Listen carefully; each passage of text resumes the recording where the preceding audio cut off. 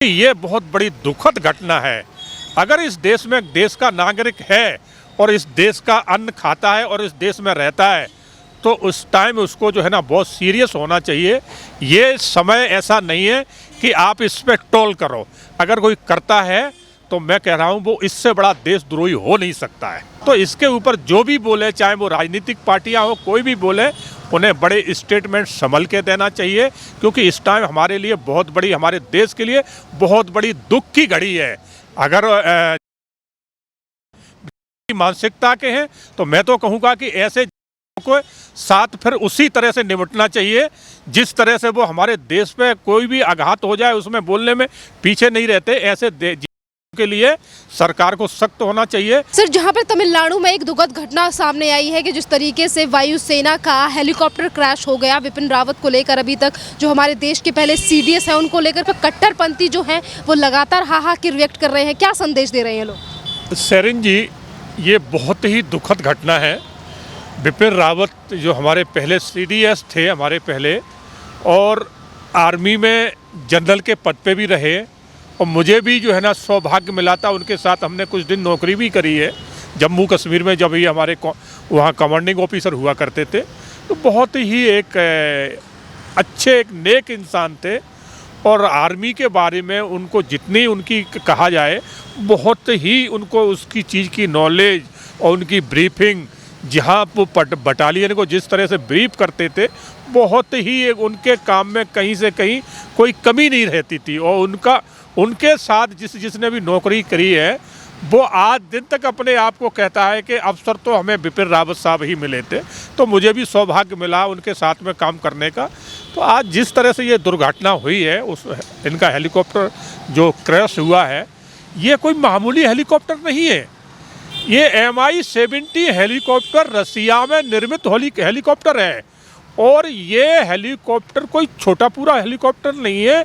इसकी कैपेसिटी बहुत अच्छी है, चाहे वो वेट लिफ्टिंग के लिए हो, जैसे हमारी 100 mm गने हैं, 170 हैं, जिनको हम एयर लिफ्ट करके ऊपर माउंटेन पे चढ़ाते हैं, जैसे चाइना बॉर्डर तवांग का हो या इधर ग्लेशियर सियाचिन हो। तो यहाँ पर हमारी जो बड़ी बड़े गनें होती हैं आरटी की, वो भी इन्हीं हेलीकॉप्टर से एयर लिफ्ट करके वहाँ तक पहुँचाते हैं। तो और इसमें सबसे बड़ी बात है कि ताकतवर, बहुत बड़ा ताकतवर है। इसमें डबल इंजन होता है, और इसमें कहीं और इसके जो पायलट हैं उनके ऊपर कहीं से कहीं एक जरा सी भी गुंजाइश नहीं बचती है कि पायलट कहीं से कहीं कोई कमज़ोर होते हैं।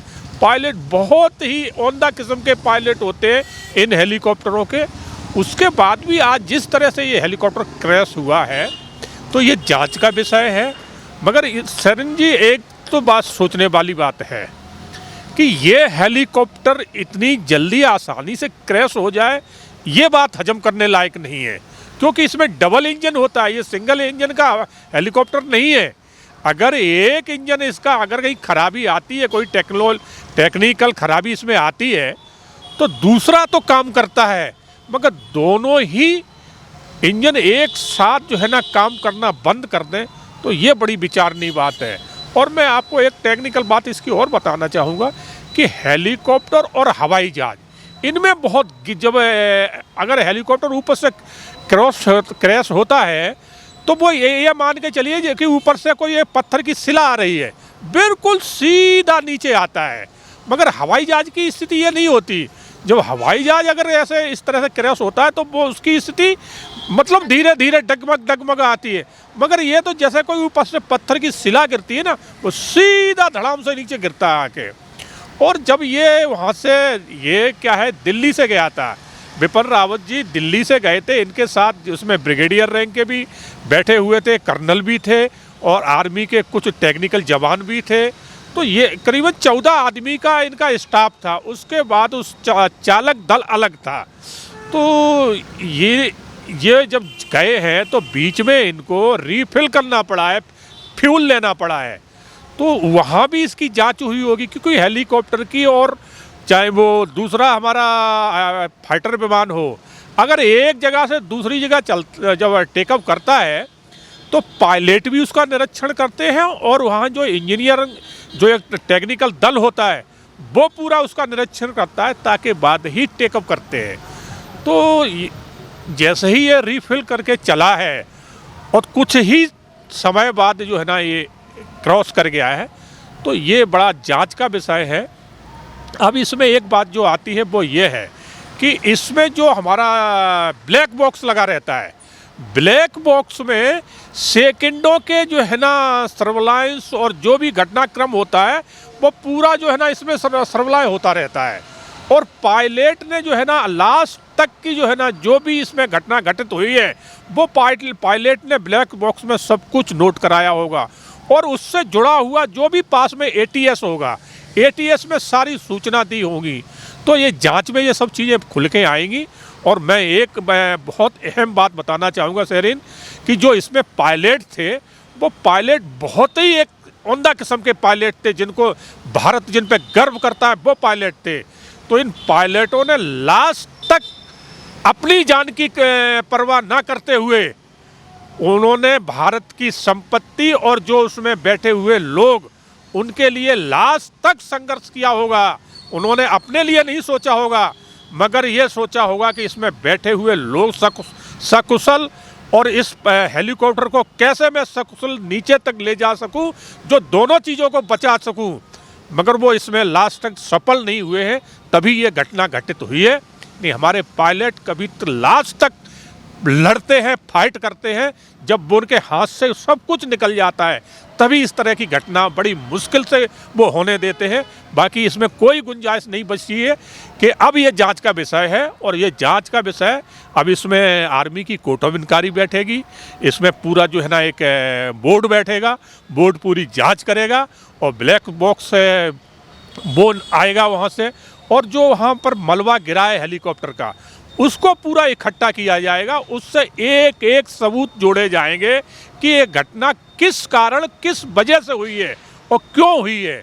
तो ये सब जांच में सब खुल के आएगा। सर, यहाँ पर ये भी खबरें सामने आ रही हैं कि 13 लोगों की मौत की पुष्टि हो चुकी है और आज प्रधानमंत्री के घर पर मीटिंग भी है और कल हमारे रक्षा मंत्री राजनाथ कल बयान देंगे संसद में इन सारी चीज़ों को लेकर। पर बहरहाल जो एक देश के लिए एक बुरी खबर है कि जिस तरीके से लगातार खबरें तमिलनाडु से आ रही हैं, वहीं पर दूसरा जो वर्ग है वो लगातार राजनीति करने के लिए जुटा हुआ है। शेरिन, क्या हमारे देश में मैं यही कहना चाहूँगा कि इस टाइम कोई बात करने की बिल्कुल गुंजाइश नहीं होना चाहिए, क्योंकि ये बहुत बड़ी दुखद घटना है। अगर इस देश में देश का नागरिक है और इस देश का अन्न खाता है और इस देश में रहता है, तो उस टाइम उसको जो है ना बहुत सीरियस होना चाहिए। ये समय ऐसा नहीं है कि आप इस पर टोल करो। अगर कोई करता है तो मैं कह रहा हूँ वो इससे बड़ा देशद्रोही हो नहीं सकता है। अब राजनीति को लेकर अगर हम बात करें तो प्रियंका वाड्रा जो लगातार सेना को लेकर सवाल उठाती हैं, हेलीकॉप्टर क्रैश हो गया है, इतने लोगों की मौत की खबर लगातार आ रही है, पर प्रियंका वाड्रा और अन्य दलों की तरफ से कोई ट्वीट नहीं आया इसको लेकर। नहीं, बिल्कुल जो है ना ट्वीट ये अच्छी खबर के लिए करें तो बहुत अच्छा रहेगा। मगर ऐसा मैं यही कहूँगा सब राजनीतिक पार्टियों से कि बिपिन रावत हमारे देश के बहुत बड़े एक सेना अधिकारी थे। पहले वो आर्मी के जनरल रहे, उसके बाद तीनों सेनाओं का एक पद उनको दिया गया था जिसको CDS बोलते हैं। तीनों सेनाओं को वो कमांड करते थे, ब्रीफ करते थे। तो इसके ऊपर जो भी बोले, चाहे वो राजनीतिक पार्टियां हो, कोई भी बोले, उन्हें बड़े स्टेटमेंट संभल के देना चाहिए, क्योंकि इस टाइम हमारे लिए बहुत बड़ी, हमारे देश के लिए बहुत बड़ी दुख की घड़ी है। इससे बड़ी कोई दुख की घड़ी हो नहीं सकती है। अगर इस पर भी कोई राजनीति करता है और कोई इस पर टोल करता है तो मैं कह रहा हूँ वो सबसे बड़ा देश का दुश्मन होगा। लगातार अगर न्यूज़ सामने आ रही है तो काफ़ी ऐसे लोग हैं जो हाँ कर रिएक्ट कर रहे हैं, ये कह रहे हैं कि अच्छा हुआ। इस तरीके से क्या संदेश दे रहे हैं? नहीं, तो वो संदेश यही दे रहे हैं कि वो इस देश के नागरिक नहीं है। अगर मानसिकता के हैं तो मैं तो कहूँगा कि ऐसे को साथ फिर उसी तरह से निपटना चाहिए जिस तरह से वो हमारे देश पे कोई भी आघात हो जाए उसमें बोलने में पीछे नहीं रहते। ऐसे के लिए सरकार को सख्त होना चाहिए और ऐसे की जगह सिर्फ जेल है और कहीं भी नहीं है। सर, जिस तरीके से हालात अभी नाजुक बने हुए हैं, लगातार लोगों की तरफ से सवाल उठ रहा है, CDS बिपिन रावत मौत की पुष्टि हो रही है, लगातार जो लोगों का मनोबल है वो टूटता हुआ नजर आ रहा है। सेना को लेकर क्या कहेंगे कि एकजुटता दिखाए, क्या कहेंगे? सैरिन जी, सेना हमारी हरदम एकजुट ही रहती है। सेना कभी अलग नहीं रहती। सेना जितने डिसिप्लिन में रहती और जितना सेना अपनी जिम्मेवारी से अपना कार्य निभाती, अपना पद और जिम्मेवारी निभाती है, इसी तरह से अगर हमारे देश के नागरिक भी निभाने लग जाएंगे ना, तो उस दिन हमारा देश जो है ना, देश की पहली कड़ी में गिनती हो जाएगी इसकी।